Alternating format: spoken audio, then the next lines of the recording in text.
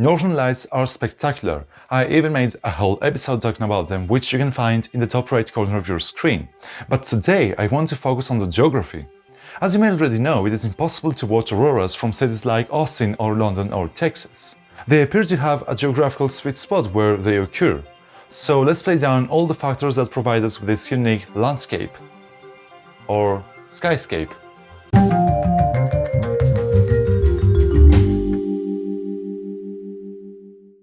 Aurora Borealis. First, northern lights are visible only at night. They are located in near bipolar regions, a few degrees away from the geomagnetic pole of the Earth, both in south and north poles. In simple words, we can only see it above Canada, Alaska, Greenland, Iceland, Norway, Sweden, Finland, and the Arctic, Siberian Russia in the northern hemisphere. The Aurora Australis is visible from certain places in Tasmania, New Zealand, Patagonia, the Falkland Islands, and of course the frozen Antarctica.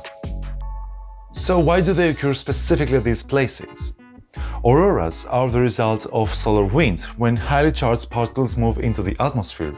The solar wind is a stream of electrons and protons made out of plasma that flow away from the Sun and into the solar system at speeds of 1.6 million km per hour or 1 million miles per hour.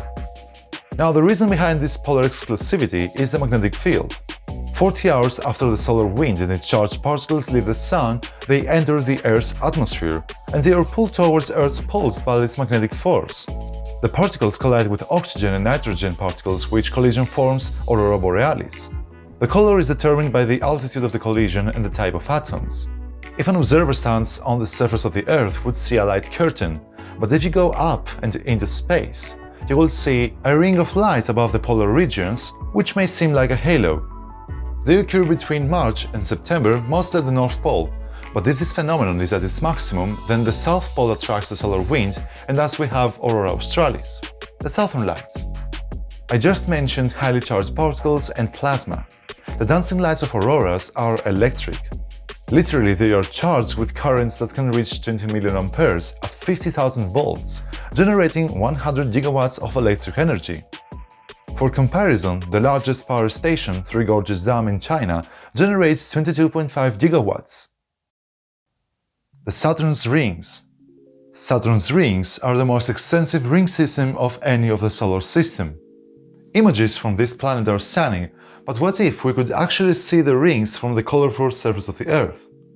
Let's take a closer look to the rings themselves. They consist of countless small particles, ranging in size from tiny millimeters to meters, which orbit around the planet. They are almost entirely made of ice, water ice with rocky material inside them. But what if the Earth had those? Earth is too close to the Sun to form ice crystals around the planet. Even though at the far side of the Earth, where the sunlight is blocked, the temperatures are quite low in outer space, the near side facing the Sun is warmer and crystals would evaporate, possibly never to sustain crystals at the far side. So this phenomenon would be a one-time sightseeing for the Earthlings. Not bad at all. If the Earth rings were made out of different material, only if the Moon was just 19,000 kilometers away from the Earth, the gravitational and tidal forces would pull it apart, creating a ring of dust around the Earth. But even this would not be there for long, as gravity would eventually assimilate the debris, as Saturn does right now, at a very slower pace. Unfortunately, this phenomenon is only visible from Saturn itself, 1.2 billion kilometers away from the Earth, and it is very unlikely that any of us could travel there. Even though it has been 4 centuries since Galileo was the first man to witness this planet's rings, we have not been able to travel that far. And although this does not seem possible for the time being, Pioneer 11, Voyager 1, Voyager 2 and Cassini in 2004 flew by Saturn, giving us the opportunity to see the rings up close and personal. In fact, when Voyager passed by the planet, ring debris were hitting the disk of the satellite. Those hits were recorded, and what you're about to hear are the rings of Saturn.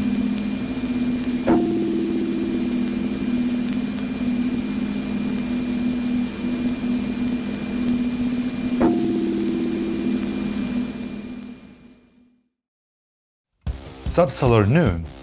This phenomenon may not be that popular, at least for non-US viewers, but the SubSolar Noon occurs at certain regions of the Earth, at the subsolar point. The result is an out-of-this-world sightseeing where poles and upright blocks seem to cast no shadow. Pictures of the subsolar point at noon seem fake. Something is not right. But it is quite common between the tropical of Cancer and the tropical of Capricorn that the light rays are perpendicular to the Earth's surface. Our Sun culminates at the zenith at solar noon, passing directly overhead. It is also known as Lahaina noon in Hawaii, which is the only US region to experience this phenomenon. The subsolar point is not the same at all times of the year due to the Earth's axis 23.4-degree tilt.